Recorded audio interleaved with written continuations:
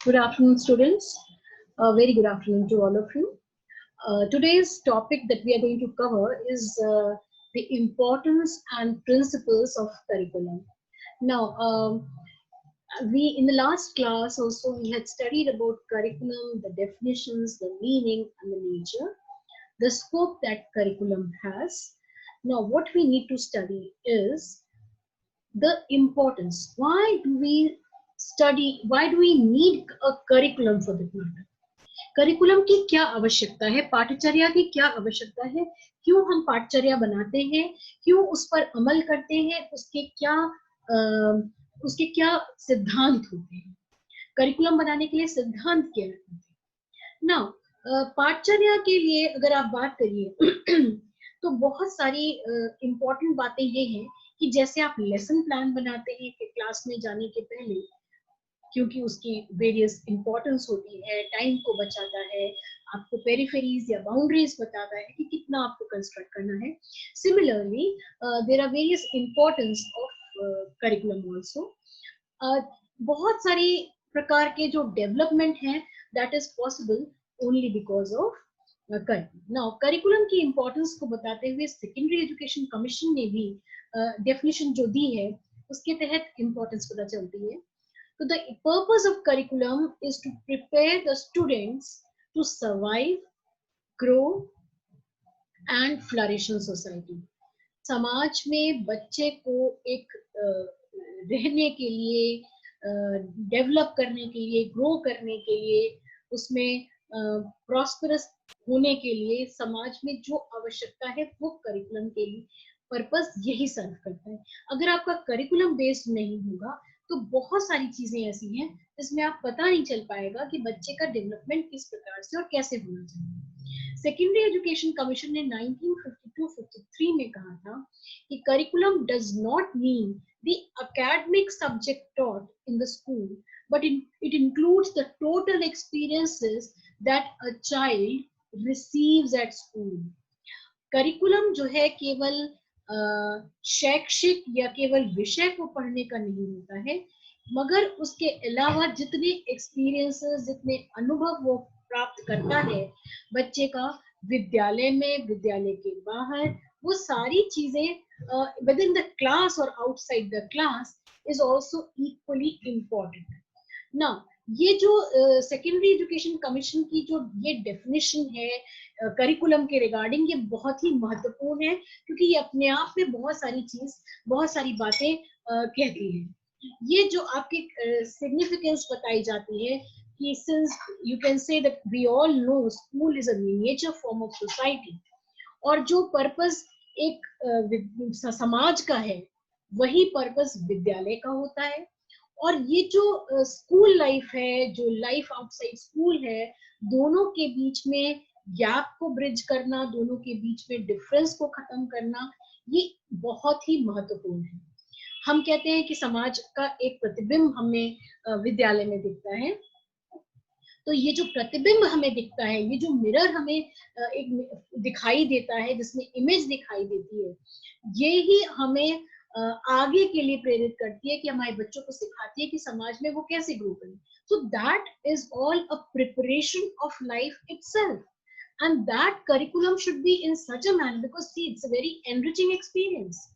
ये सारी चीजों को सिखाना, डेवलप करना, ग्रो करना, it is all a very important aspect and we cannot let it simply grow कि ये तो सिर्फ एक छोटा सा एस्पेक्ट है या करिकुलम में सिर्फ एकेडमिक एक्टिविटीज होनी चाहिए। नहीं, जो ये स्कूल लाइफ है और स्कूल के बाहर की लाइफ है, इसके बीच में जब हम गैप को ब्रिज करने की बात करते हैं, इसका मतलब है कि हमारे जो बच्चों के पेरेंट्स हैं, जो बच्चों के टीचर्स हैं, जो बच्चे पीयर ग्रुप से सीखते हैं, all those things will accumulate or will combine together to give a total experience जो बच्चा रिसीव करता है और उसकी लर्निंग के फॉर्म में होती है। Now, when I talk to you about curriculum which consists of these experiences, it simply means that the learner is under the control of school. It is more than textbook, much more than the textbook, but it is also a course of study, it is the syllabus, it is the extra curricular activities. और ये जब हम importance की बात करते हैं, पाठचर्या की बात करते हैं, तो ये जो पाठ्यक्रम पाठचर्या है, इसमें कहा गया है कि ये पाठचर्या शिक्षा के विभिन्न उद्देश्यों को पूर्ति करती है।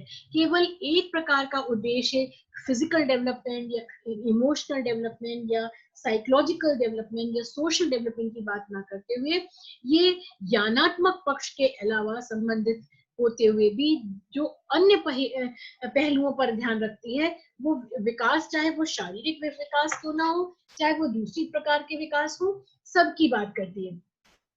जो पाठ्यक्रम है वो छात्र और अध्यापक दोनों के बीच के संबंध को और भी ज्यादा गहरा या मजबूत बनाता है, उनको ज्यादा एक्टिव करता है, और जिसमें छात्र के द्वारा जो भी दी हुई अध्यापक की पढ़ाई हुई चीजें हैं, उन संबंधित क्रियाओं में बच्चों का इंटरेस्ट डेवलप करती है, and it is all an aspect of learning points.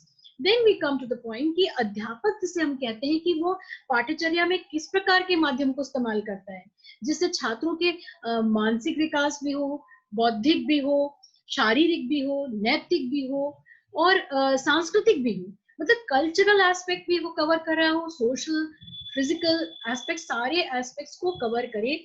ऐसा कौन सा डेवलपमेंट की हम बात करते हैं ना, ये जो एस्पेक्ट्स हैं, ये जो इम्पोर्टेंस की हम बात कर रहे हैं, that is related to various, जिसमें आर्ट ऑफ लिविंग आप पढ़ते हैं, आपने पढ़ा होगा, आप सब सुनते हैं आर्ट ऑफ लिविंग। ये आर्ट ऑफ लिविंग क्या है?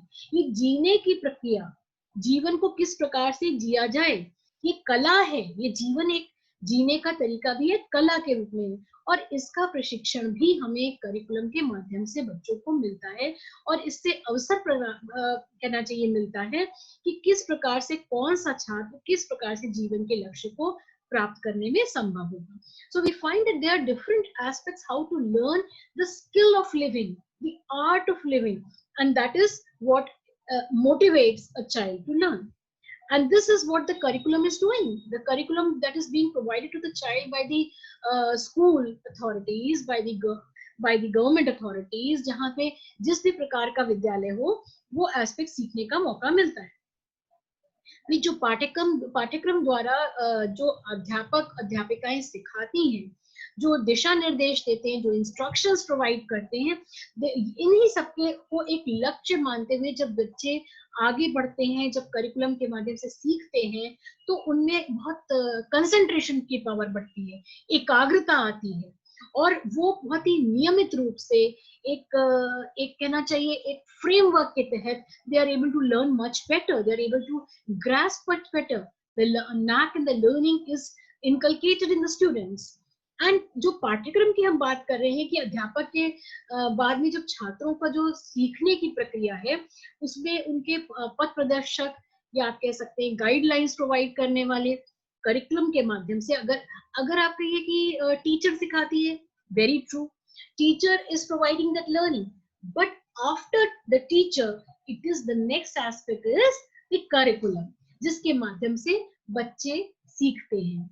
और ये लास्ट की बात जिसे हम महत्वपूर्ण मानते हैं करिकुलम में, वो है कि कैसे बच्चे अपने आप को कहना चाहिए अप टू डेट रखें, कैसे अपने निर्णय ले सकें। What happens in life, we are not able to take a decision at times to solve problems of various kinds, but those problems can be solved when the child learns to adapt oneself to the curriculum. जब curriculum में अपने आप को इस प्रकार से मोड़ लेता है, तो वो बहुत सारी चीजों को सीखने में समर्थ होता है। There are various other points also that I would like to discuss with you. That is, for example, there are you can say the time, the importance of time. Now, time की और energy की जब हम बात करते हैं, what is the importance of time and energy, so you come to the fact that time भी उतना ही इम्पोर्टेंट है और साथ साथ में एनर्जी भी इम्पोर्टेंट है। अगर आप करिकुलम को इस प्रकार से बना के रखेंगे, पहले से बना हुआ होगा, जिस पर बच्चे और टीचर्स दोनों अमल कर रहे हैं, तो उस केस में क्या होता है कि सिस्टमेटिक ढंग से कम समय में अधिक चीजों को सिखाना संभव हो पाता है। अगर वो करिकुलम फ्रेम्ड नहीं है या प्रॉपरली फ्रेम्ड नहीं है, So there is much loss of time as well as energy that is not utilized. Then next we come to the equal level of education. जब curriculum specified होगा, if the curriculum is specified and there has been ascertained that a teacher, that the teacher is finding out that the entire society is equal and uniform, सबको समान समझना, सबको एक ही direction provide करना ताकि educational reforms अकर करें और uniform level of education achieve की जा सके. यूनिफॉर्मिटी लाने के लिए, सब में समानता लाने के लिए ये आवश्यक है कि हम इस करिकुलम का फ्रेमवर्क जरूर बनाएं और प्रॉपर बनाएं. और जिन एजुकेशनल एम्स की हम बात कर रहे हैं, अगर उनको अचीव करने के लिए if we are able to attain those, realise those aims, तो इसके लिए रियलाइज करने के लिए हमें करिकुलम की आवश्यकता है. यू कैन नॉट एक्सपेक्ट कि ये जो करिकुलम है हमने बनाया और उसमें केवल एकेडमिक डाला या उसमें दूसरी एक्टिविटीज को उतनी इंपॉर्टेंस नहीं दी, एक्सपीरियंसेस को इंपॉर्टेंस नहीं दी. So it is simply not possible if we are going to work on that. Then we come to the how it is helpful in educational process. जो शैक्षिक प्रक्रिया चलती है उसको importance देना, उसको understand करना is also equally important. Next we come to the point that is the fulfillment of psychological needs. बच्चे की साइकोलॉजी को समझना सबसे अहम है. आप जब तक बच्चे की नीड को नहीं समझेंगे, इम्पोर्टेंस को तब आप कैसे देंगे importance? You have to understand the importance, the need, the ability, the capability, the aptitude which a child has. And we all know that children have individual differences. उनमें ये अगर भिन्नताएं ना होती तो संभव था कि आप कहते कि हमें करिकुलम एक ही प्रकार से चलेगा. लेकिन बहुत सारे तब्दीलियां करनी पड़ती हैं करिकुलम में, बहुत सारे पाठचर्या में हमें मॉडिफाई करना पड़ता है, and then it becomes more effective, you can say. So keeping in mind the psychology of the child is very important. Next we come to writing of textbooks. Now ये जो टेक्स्ट बुक्स हैं, ये guidelines है, ये एक मूल आधार हम जरूर कहेंगे, बेस या फाउंडेशन जिसके आधार पे बच्चा स्टडी करता है. लेकिन केवल किताबी कीड़ा हमें बच्चे को नहीं बनाना है. What is more important is the aspect of how the books are written. So they should give more scope to innovative attitude of the child. They should give reasons for the child to think, contemplate, and then come up with various other aspects. अगर हम सोचें कि केवल जो हमने किताब में लिखा हुआ है उसको हम वैसे ही पढ़ाएंगे, तो it is not sufficient. Next we come to the evaluation aspect. What is evaluation regarding curriculum? या उसकी क्या महत्ता है, वो कैसे मूल्यांकन कैसे हेल्प करता है, कैसे सहायक है? So the curriculum assists in evaluating students. With the curriculum in hand for a particular level, it becomes easier to evaluate the students' abilities. And if there is no curriculum for a particular level, it would not be at all easy for teachers to evaluate the children's abilities. जब चूंकि evaluation का process भी curriculum में लिखा है, तय होता है, तो it becomes easier for teachers to handle and to evaluate the students. वो मूल्यांकन करना संभव होता है. Next I come to the principles of utility. What are the various principles of utility? Now the principles are such that सबसे पहली utility के principle या आप कह सकते हैं उपयोगिता का जो सिद्धांत है वो सबसे महत्वपूर्ण है. क्यों? दो हम इसमें ज्यादा डिटेल में डील कर रहे हैं. एक प्रिंसिपल ऑफ यूटिलिटी और एक principle of child centredness. Utility से मतलब है उपयोगिता, किस प्रकार से उपयोगिता हमें होती है बच्चों के लिए, ये कैसे सारे विषयों से लिंक करता है, उनकी वोकेशनल एबिलिटी को लिंक करता है, स्टूडेंट्स कैसे समझ पाते हैं. तो these are all aspects how they can be linked from one to the next. तो रोजमर्रा की जिंदगी में, आम जीवन में सारे सब्जेक्ट, सारे विषयों को लिंक करना, उनकी वोकेशनल एबिलिटी को इंट्रोड्यूस करना, for the students to make them understand, ये एक सबसे पहला सबसे महत्वपूर्ण सिद्धांत माना गया है। अगर उपयोगिता ही नहीं है, ऐसे करिकुलम को बनाना व्यर्थ है। It is absolutely useless to prepare a curriculum which is of no utility for the students or very low utility to the students. Second, we come to the principle of child-centeredness. Now, the curriculum should be framed according to actual needs, interests, and capacities of the child, which means that a curriculum must be child-centric as modern education is child-centered.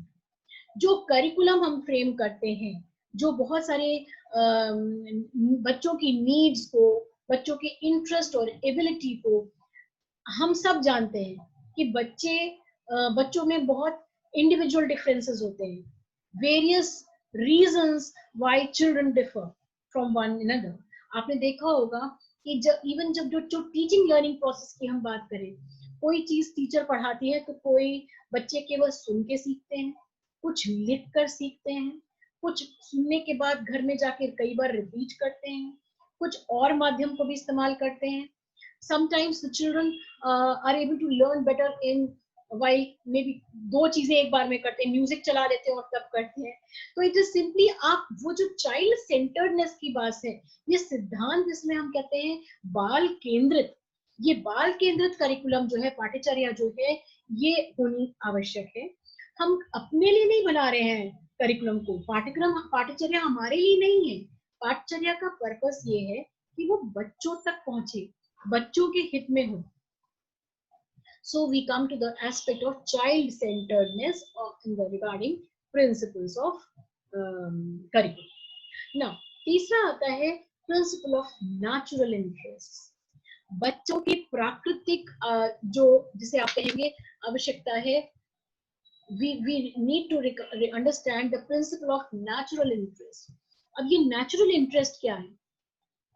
जिसमें हम nature, अपने बच्चे की जो nature है, जो प्रक्रिया है, जिसमें इंटरेस्ट है बच्चे को, जिसमें उसका ध्यान लगता है, उसके अंदर सीखने और जानने की इच्छा और क्षमता है, हम उसको कर्ब कर रहे हैं. If we are not listening, not understanding to the child's interest area, the nature, then it is of no use. So we have to understand the principle of natural interest, then the principle of experience curriculum. बहुत सारी चीजें बच्चे अनुभव के माध्यम से सीखते हैं. आप उनको बताइए कि ऐसे नहीं, ऐसे करो, ये चीज ऐसे नहीं की जाएगी, लेकिन वो नहीं सुनते. मगर जब वो स्वयं करते हैं और करके गिरते हैं, करके सीखते हैं, गलत करके सीखते हैं, उन्हें अनुभव होता है, उस अनुभव से जो उनकी जो सीख मिलती है, जो ज्ञान उनको मिलता है, वो ज्ञान कहीं ज्यादा बेहतर होता है. So the curriculum which is based on the principle of experience, अनुभव के माध्यम से सीखना. Then we come to principle of integration. जब हम कई चीजों का एक साथ समन्वय करते हैं, उसको हम कहते हैं कि that is learning through various aspects. Now ये जो हमने principle of utility, principle of child centeredness and principle of community centeredness. Now ये community centeredness क्या है? We have talked about child centeredness, we have talked about principle of utility, life centeredness and community centeredness. ये दो क्या पक्ष हैं, इसको हम बात करते हैं. Principle of life centeredness means जिस पर आपकी जीवन केंद्रित है. जीवन में हम बहुत प्रकार से जीने का प्रयत्न करते हैं, जो हमारे जीवन के आम जीवन में हमारे प्रयोग में आते हैं, यूटिलाइज होते हैं, यूज होते हैं. That is what is important. We have to understand that this life centeredness is exceptionally important because ये हमें लाइफ को डील करने का तरीका टैक्टफुली, समझदारी, सुलझे ढंग से, सहज ढंग से हमें ये सिखाता है. इसलिए ये सिद्धांत बहुत आवश्यक है. Then we come to principle of community centeredness. हम जो व्यक्ति जो कुछ करता है वो एक इंडिविजुअल के लिए तो करता ही है, साथ साथ अपने परिवार के लिए भी करता है और समाज के लिए भी करता है। समाज में हमारा देश आता है, समाज में हम कह सकते हैं सारे पक्ष आते हैं। And to have the principle of child centeredness, life centeredness and community centeredness is very important. Another thing that is activity centeredness. इसमें जो भी क्रिया की जा रही है उस क्रिया पर हम बेस करते हैं, and all that is learning on the principle of activity centeredness. करके सीखना आप सभी जानते हैं, करके सीखना ज्यादा बेहतर होता है। लर्निंग बाय एक्सपीरियंस कहाँ से आता है, अनुभव कहाँ से आता है? अनुभव आता है जब हम खुद स्वयं कुछ करते हैं। केवल बच्चों को ये बताना कि ऐसे नहीं ऐसे करो, इससे नहीं होगा। You have to let them experience on their own. You have to let them prepare themselves on their own. So that is all a part and parcel of curriculum. ये जो सिद्धांत है, principle of development of culture and civilization. ये culture और civilization की जहां तक बात आती है, it is simply relating to the aspect of जो हमारे यहाँ सांस्कृतिक व्यवहार है, जो हमारा प्रक्रिया जो चल रही है, जिसमें समाज आता है, जिसमें डिफरेंट एस्पेक्ट्स आते हैं, संस्कृति है, इन सभी एस्पेक्ट्स पर हम अगर ड्वेल करते हैं तो वी फाइंड ये सिद्धांत बहुत ही महत्वपूर्ण है। Then we come to the principle of inter relation of subjects. सारे विषयों को जब हम इंटरलिंक करते हैं, आपस में जोड़ते हैं, उनके बीच का एक जो गैप है उसको ब्रिज कर लेते हैं, तो ये उस सिद्धांत पर फॉलो करते हैं। करिकुलम केवल यूं ही नहीं बन जाता, जो पाठ्यचर्या है वो सारे विषयों को आपस में जोड़ती है, समन्वय करती है। इन सारे विषयों पर जब हम जोड़ते हैं तो पाते हैं ये आपस में लिंक हो जाते हैं और इनका रिजल्ट या लर्निंग या अंडरस्टैंडिंग कहीं बेहतर अंडरस्टैंडिंग होती है। Then we come to the principle of use of leisure. अक्सर आपने देखा होगा कि हम केवल पढ़ाई के दम पर बच्चों को सिखा नहीं सकते। आप छोटे बच्चों का एग्जाम्पल ले लीजिए। What happens in schools? आजकल एक्टिविटी बेस्ड स्कूल्स हैं। What happens? They learn by various aspects. आप उनको छोटा सा पौधा दीजिए, आप छोटे से बीज, आप बच्चों को क्या करते हैं स्कूल में, I remember of an incident जहाँ पे एक छोटे से राजमा के बीज मंगाए गए बच्चों से और वो लेके गए। मंडे टू फ्राइडे उनका स्कूल होता था। स्कूल में बच्चों ने जाके छोटे छोटे से पॉट्स में, प्लास्टिक के पॉट्स में उनको बो दिया गया। उसके बाद में फ्राइडे तक बच्चे गए और सैटरडे संडे मंडे 3 दिन छुट्टी हो गई या कोई रीजन था, 3 दिन बच्चे नहीं गए। बच्चों के जो पौधे छोटे छोटे कल्ले ले लिए थे वो मुरझाने लगे, मरने लगे पौधे। तो जब बच्चों से पूछा गया कि व्हाट इज इट, ये क्या हुआ, बच्चे बहुत छोटे थे, 3-4 साल के बच्चे थे। उनसे पूछा, बच्चे रो रहे थे, छोटे बच्चे, एंड दे वर आस्क्ड कि व्हाट हैपेंड। तो दे सेड कि हमारा तो प्लांट मर गया। बट व्हाट हैपेंड, उन्होंने उस एक्टिविटी के माध्यम से उन टीचर ने समझाया कि सनलाइट, पानी, हवा सबकी आवश्यकता है बच्चे को उसको ग्रो करने के लिए। Now the curriculum had this also in their aspect. It was not a part of the syllabus, but it was very much a part of their curriculum. And they were utilizing their leisure time, they were utilizing their activity, they were making it interrelated with different subjects. What is happening? This is the learning based in the curriculum.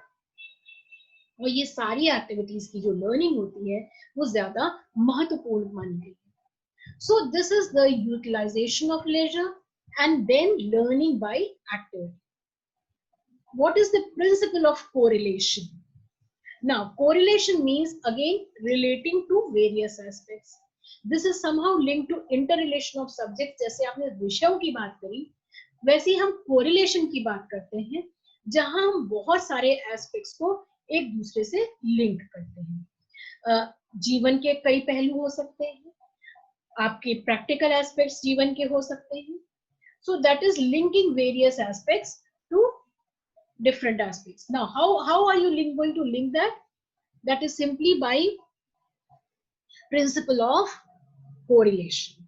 Next, we come to the principle of need-based activity. What is need-based activity?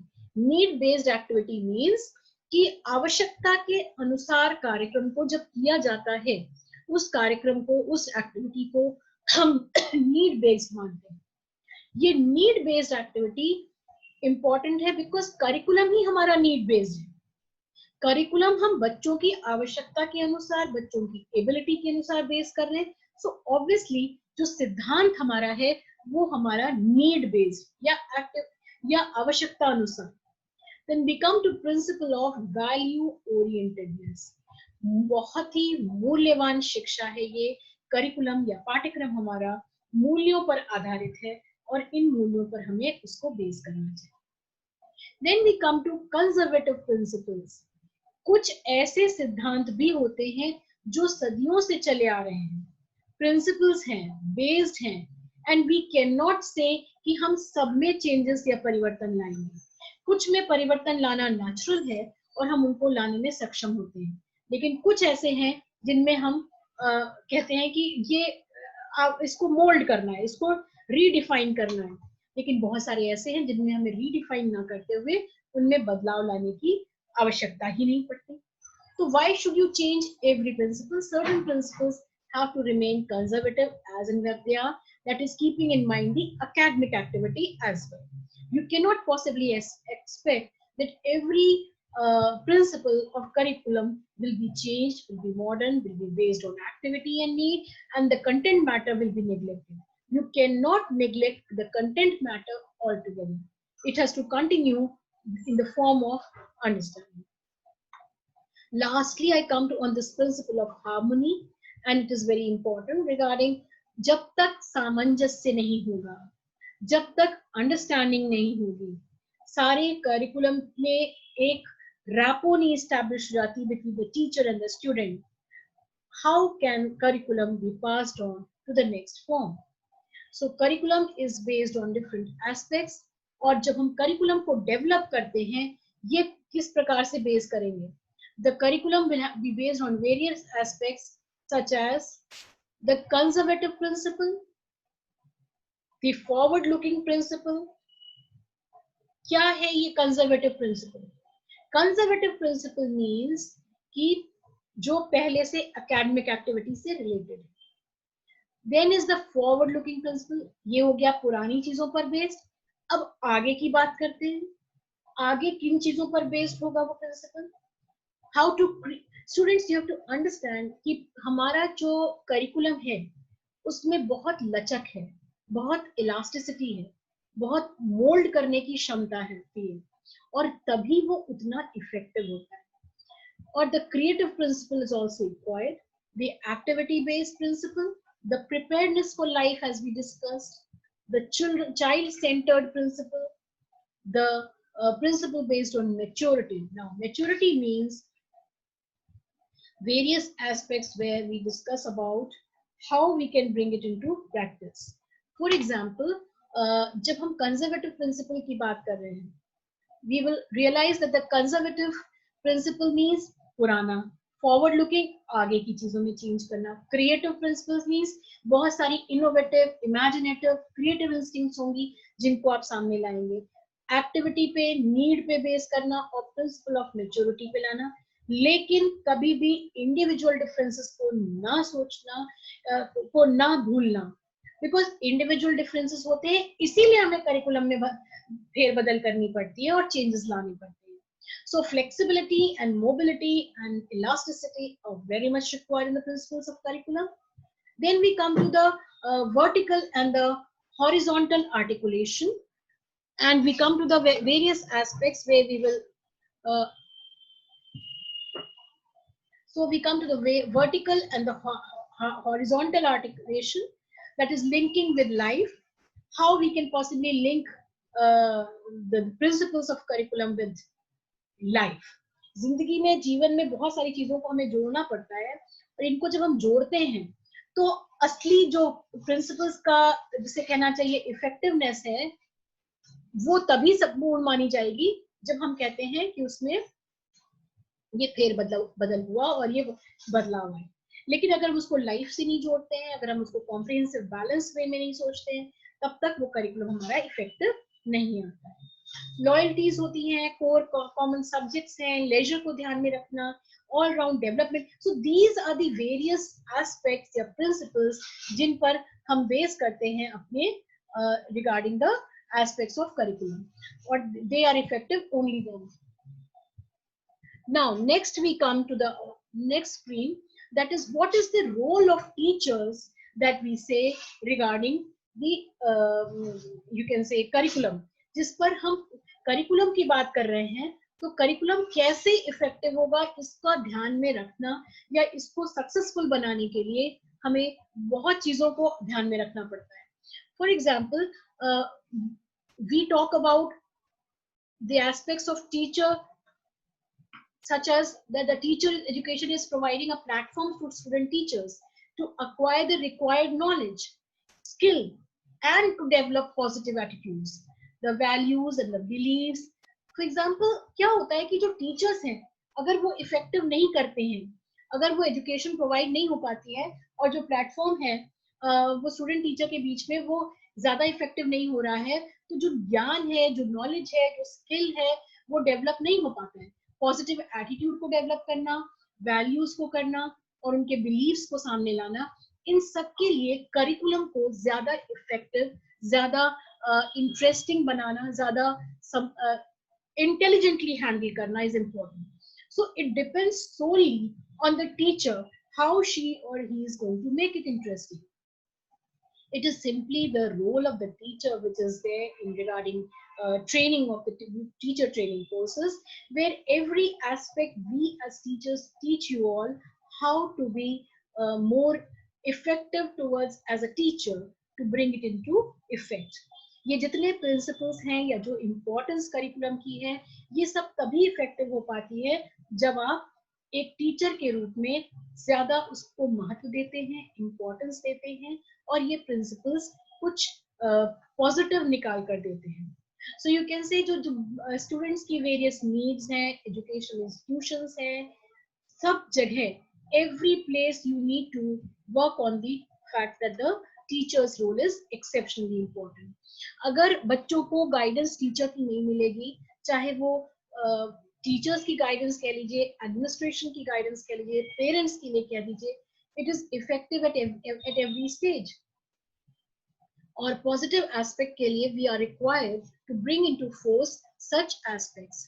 Next we come to the slide point that this is a curriculum which is based and on the points of educational background. So we have to keep in mind the requirement, the need of society and culture as well as our country.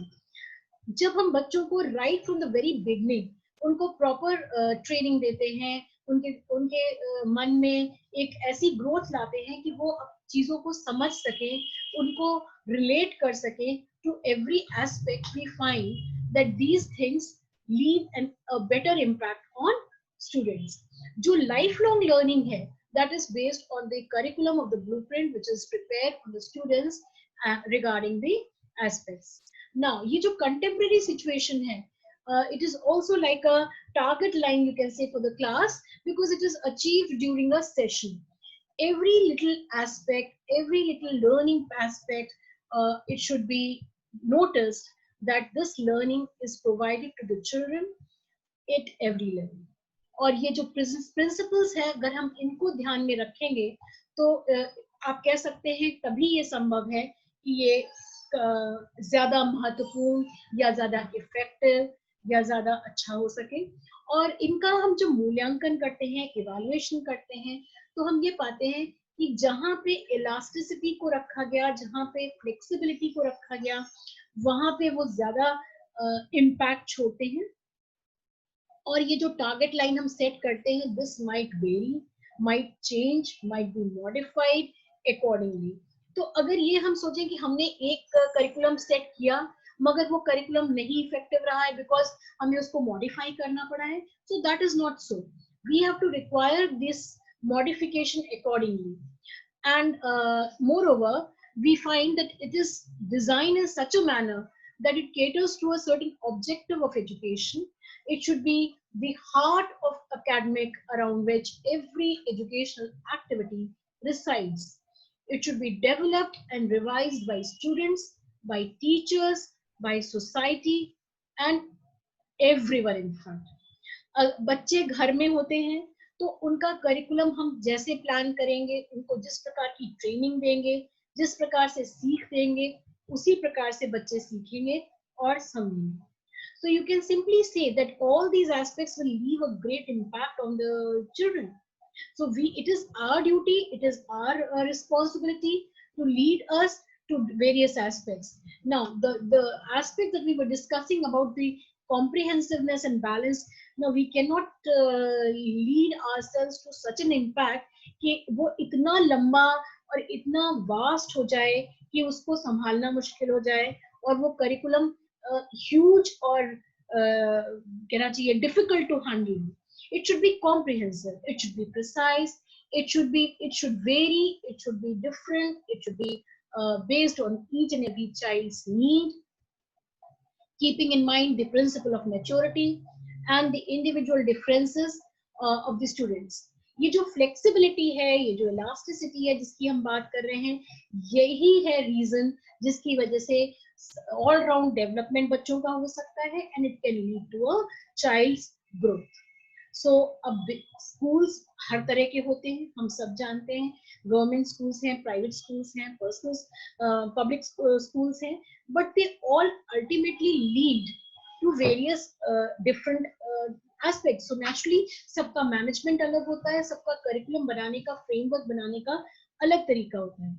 लेकिन curriculum में जो हमारा content matter है, हम जिसमें हमारा क्या उद्देश्य है, हम बच्चों की ट्रेनिंग किस प्रकार से करना चाहते हैं, हम किस तरह से उनको लीड करना चाहते हैं कि वो एक अच्छे इंडिविजुअल बने, एक कंप्लीट इंडिविजुअल व्यक्ति बनने के साथ में समाज में रहने लायक प्राणी बने, जो समाज को आगे ग्रोथ दे सके, कुछ आगे बढ़ावा दे सके, साथ में एक भविष्य बना सके.